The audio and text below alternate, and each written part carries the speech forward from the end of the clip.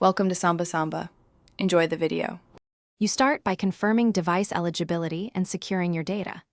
Check that your phone runs the required OS level, because emoji updates bundle with system or keyboard app updates. This ensures compatibility. Once done, back up your keyboard dictionary and settings to iCloud or Google Drive so you don't lose personalized predictions.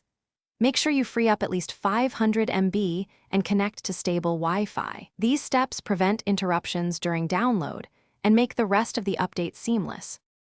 You next perform the actual update. Install the OS patch if available, because major emoji additions often arrive with system updates. This is why you confirmed the OS earlier. Then update keyboard apps including built-ins and third-party keyboards like Gboard or SwiftKey from the App Store to get vendor-specific emoji renderings.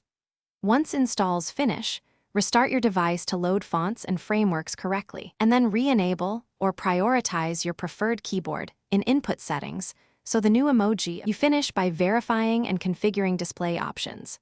Open a message composer and browse the emoji picker to confirm new icons render. If you still see placeholders, switch keyboards and check font or emoji style settings because vendors can present variants differently.